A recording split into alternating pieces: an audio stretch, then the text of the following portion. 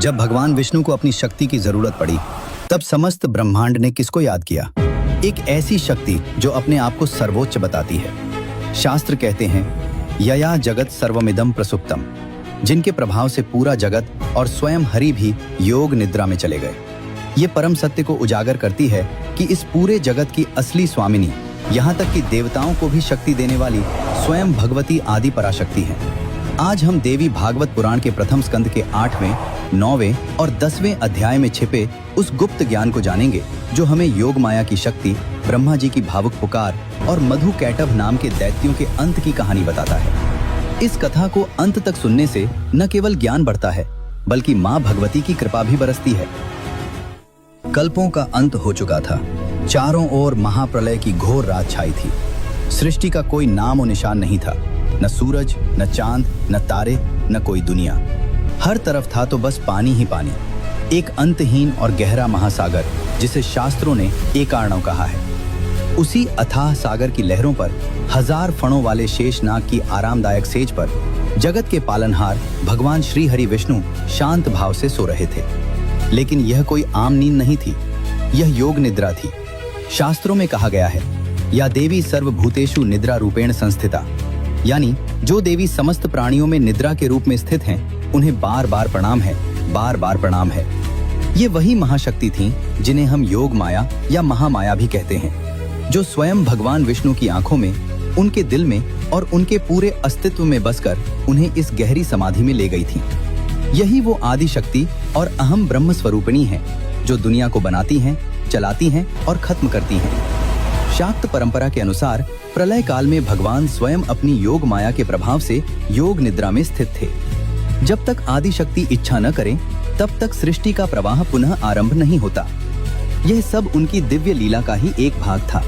एक ऐसे दिव्य नाटक की शुरुआत हो रही थी। उसी अंतहीन सागर में, जहां दूर दूर तक कुछ भी नहीं था, भगवान विष्णु की नाभि से एक अद्भुत कमल खिला। जैसे ही उसकी पंखुड़ियां खुली, उस पर सृष्टि के रचयिता, 4 मुखों वाले ब्रह्मा जी बैठे दिखे। उन्होंने आंखें खोली तो चारों तरफ पानी का विशाल समंदर देखकर हैरान रह गए। उनके मन में सवाल उठने लगे, मैं कौन हूँ? मैं कहाँ से आया? मुझे करना क्या है? वे कमल की नाल पकड़कर नीचे उतरते गए, ये जानने के लिए कि ये कहाँ से निकली है। पर 100 साल तक कोशिश करने के बाद भी वे इसका स्रोत नहीं खोज पाए। हार कर वे वापस अपने आसन पर लौट आए और उस परम शक्ति का ध्यान करने लगे जिसने उन्हें जन्म दिया था। जिस समय ब्रह्मा जी सृष्टि बनाने के बारे में सोच ही रहे थे, उसी दौरान भगवान विष्णु के कानों से निकली कर्ण मैल जल में गिर पड़ी।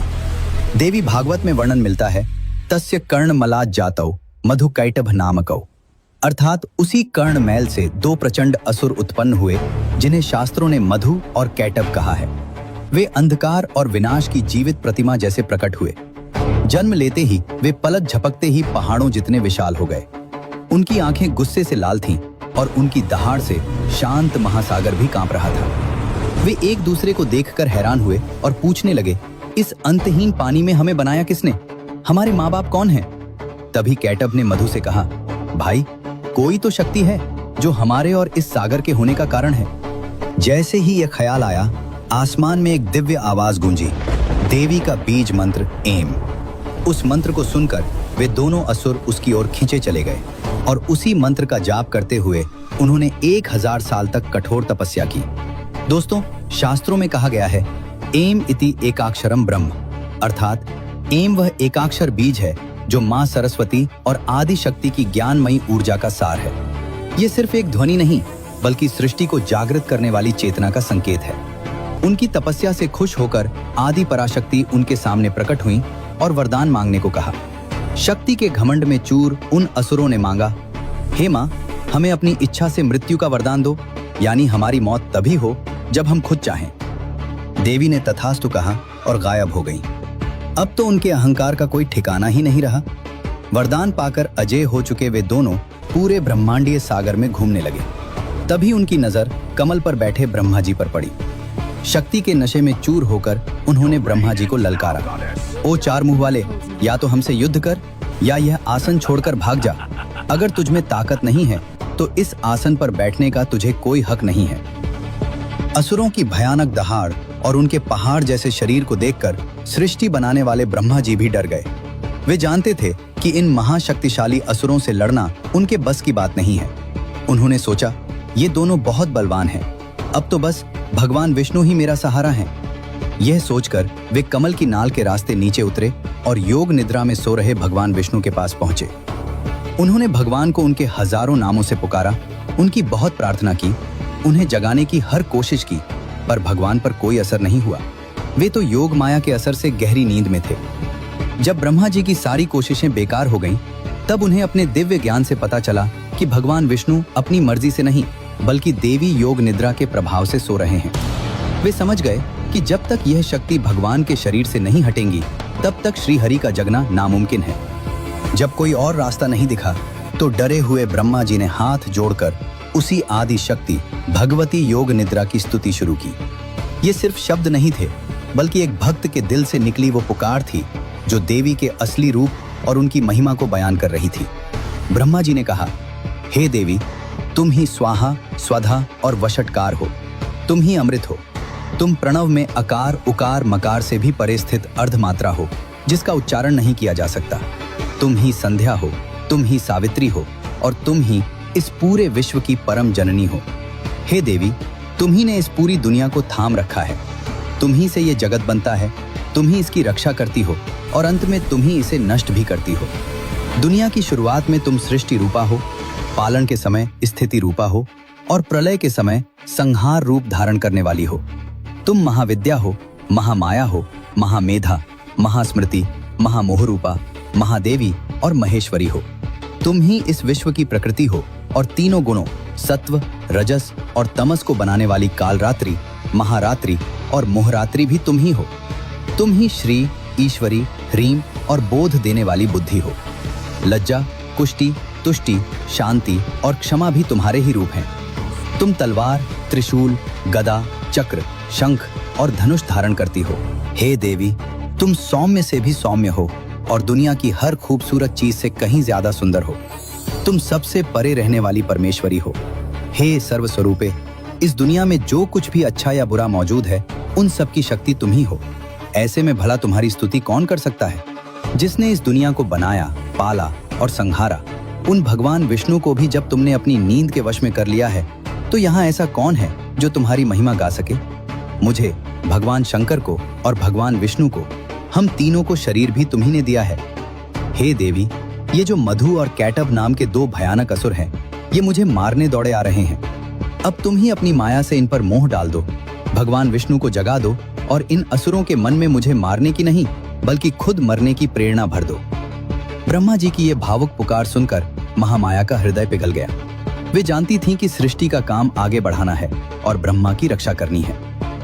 ब्रह्मा जी की प्रार्थना सुनकर वह आदि शक्ति, वह योग निद्रा भगवान विष्णु के शरीर से बाहर आ गईं। वे भगवान की आंखों, मुख, नाक, भुजाओं, हृदय और छाती से धीरे धीरे खुद को अलग कर आकाश में स्थित हो गईं। उनका रूप दिव्य था, करोड़ों सूर्यों जैसा तेज पर चांद जैसी ठंडक। वे अनगिनत अस्त्र शस्त्रों से सजी हुई थीं और जैसे ही योग माया भगवान के शरीर से अलग हुई, जगत के पालनहार भगवान जनार्दन अपनी नींद से जाग उठे। उन्होंने अपनी कमल जैसी बड़ी बड़ी आंखें खोली और अपने सामने हाथ जोड़े डर से कांपते ब्रह्मा जी को देखा। फिर उन्होंने चारों ओर देखा और उस अंतहीन पानी में ब्रह्मा जी को मारने के लिए तैयार खड़े उन दो विशाल और भयानक असुरों मधु और कैटब को पाया। भगवान विष्णु एक ही पल में सारी बात समझ गए।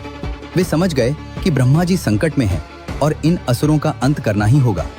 वे अपनी शेष शैया से उठ खड़े हुए और उनका चेहरा गुस्से से लाल हो गया। भगवान विष्णु को जागा हुआ देखकर मधु और कैटब और भी ज्यादा भड़क गए। उन्होंने ब्रह्मा जी को छोड़ दिया और सीधे भगवान विष्णु को ही ललकारने लगे। वे बोले, बड़े आराम से सो रहे थे इस सांप की सेज पर, आज हम पहले तुम्हें खत्म करेंगे और फिर इस कमल पर बैठे बुढ़े को। हिम्मत है तो हमसे लड़ो। उनकी चुनौती स्वीकार करते हुए भगवान विष्णु ने भी गर्जना की और फिर उस महासागर के ऊपर एक ऐसा भयानक युद्ध शुरू हुआ जो पहले कभी नहीं हुआ था। ये कोई हथियारों का युद्ध नहीं बल्कि बाहु युद्ध था। भगवान विष्णु अकेले थे और वे दो महाबली असुर थे।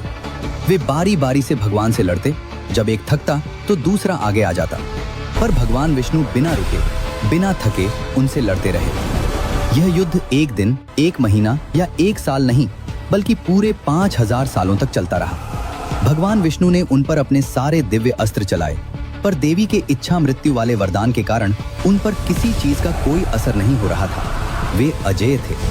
5000 साल के लगातार युद्ध के बाद भगवान विष्णु समझ गए कि ये असुर साधारण तरीकों से नहीं मरेंगे, क्योंकि इन्हें देवी का वरदान मिला है।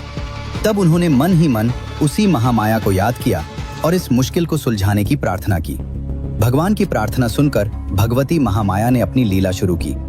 उन्होंने अपनी मोहिनी शक्ति से उन दोनों असुरों की बुद्धि फेर दी। लड़ते लड़ते वे इतने घमंडी हो गए कि उन्होंने भगवान विष्णु से कहा, विष्णु, हम तुम्हारी लड़ाई से बहुत खुश हैं, तुम हमसे कोई वरदान मांगो। ये देवी की माया का ही कमाल था कि जो मारने आए थे वे अब जगत के पालनहार को ही वरदान देने की बात कर रहे थे। भगवान विष्णु मुस्कुराए। उन्होंने यह मौका हाथ से जाने नहीं दिया और तुरंत कहा, हे महाबली असुरों, अगर तुम मुझ पर खुश हो और वरदान देना चाहते हो तो मुझे यह वरदान दो कि तुम दोनों मेरे हाथों से मारे जाओ। अपने ही शब्दों के जाल में फंसकर मधु और कैटअप सन्न रह गए।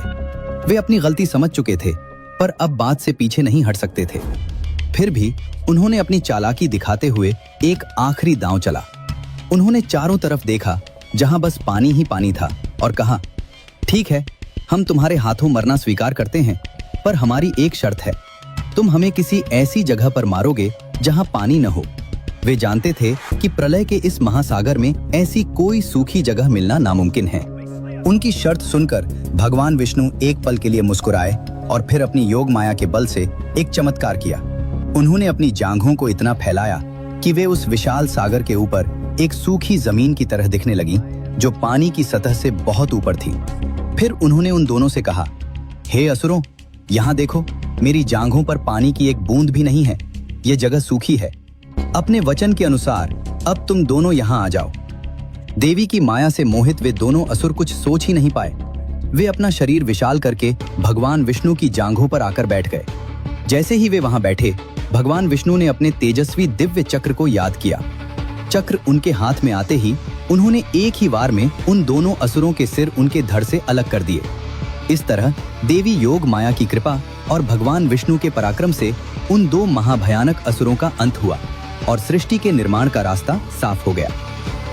यह अद्भुत कथा हमें यह गुप्त ज्ञान देती है कि इस सृष्टि की परम सत्ता कोई पुरुष नहीं, बल्कि स्वयं आदि पराशक्ति भगवती महामाया है। वही ब्रह्मा को बनाती हैं, वही विष्णु को सुलाती हैं और वही उन्हें जगाती हैं। वही असुरों को शक्ति देकर उनकी परीक्षा लेती हैं और वही अपनी माया से उन्हें फंसाकर उनका अंत भी करवाती हैं। ये पूरी सृष्टि उनकी एक लीला मात्र है। इस कथा को सुनने और समझने से इंसान के मन का डर खत्म होता है। ये हमें सिखाती है कि जब भी जीवन में मुश्किलें घेर लें और कोई रास्ता न दिखे, तो हमें ब्रह्मा जी की तरह उस जगत जननी की शरण में जाना चाहिए। उन्हें पुकारने से, उनका ध्यान करने से बड़े से बड़ा संकट भी टल जाता है और जीवन में धर्म, ज्ञान और मोक्ष का रास्ता खुल जाता है। यदि आपको ये कथा पसंद आई हो तो कमेंट्स में श्रद्धा से लिखें, जय माता दी।